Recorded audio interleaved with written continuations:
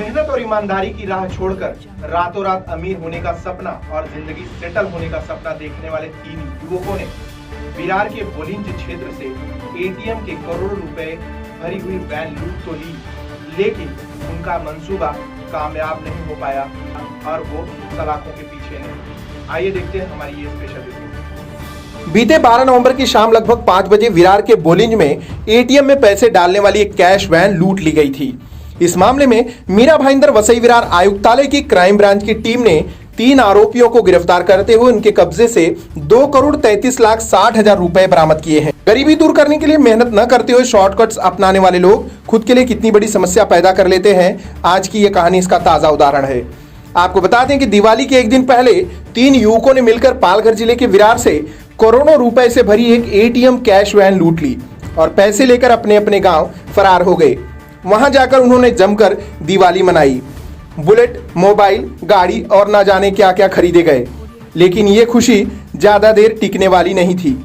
मीरा भाईंदर वसई विरार आयुक्तालय की crime branch team लूट के बाद से ही इस लूट के पीछे शामिल बदमाशों की तलाश में लगी हुई थी।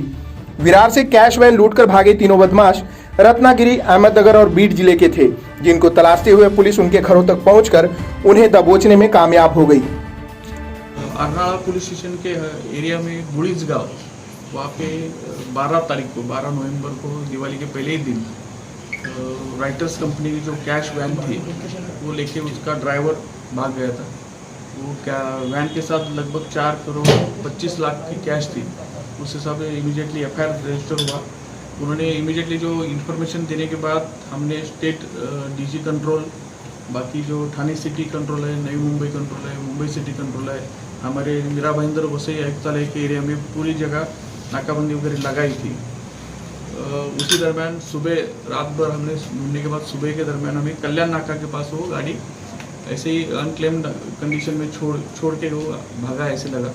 गाड़ी हमने चेक की तो उसमें गाड़ी में से लगभग 2,33,60,000 रुपीज़ गाड़ी में से हमें रिकवर हुआ। बाकी की कैश लेके वो जो ड्राइवर है और उसके जो साथीदार है वो वहाँ से भाग चुके थे। उसके जो मेन एक्यूजर ड्राइवर, उसके नाम वगैरह हमें कंपनी से मिले थे, सब डिटेल्स में मिले। उस आधार पे हमने इन्वेस्टिगेशन किया तो उसका एक फ्रेंड अक्षय प्रभाकर मोहिते, ये भी एक केस में शामिल है। उसके साथ दूसरी गाड़ी लेके एरिया में आया था, ये इन्वेस्टिगेशन में पता चला। उसी को इमीडिएटली खारघर में क्राइम ब्रांच और अर्नाळा पुलिस स्टेशन ने उसको कस्टडी में लिया। उसके इंट्रोगेशन में पता चला कि जो रोहित आरू है मेन एक्यूज, वो नगर बीड़ एरिया में उसके दोस्त लोगों के साथ घूम रहा है और उनके घर में छुप के रह रहा है, 2-3 फ्रेंड के घर में। उस हिसाब से इमीडिएटली अर्नाळा पुलिस स्टेशन और क्राइम ब्रांच की टीम गई थी। उन्होंने जो ग्राउंड वर्क किया, आसपास एरिया का सीसीटीवी वगैरह निकाला, रूट में से निकाले तो एक गांव में वो उसका होने की इंफॉर्मेशन मिली थी।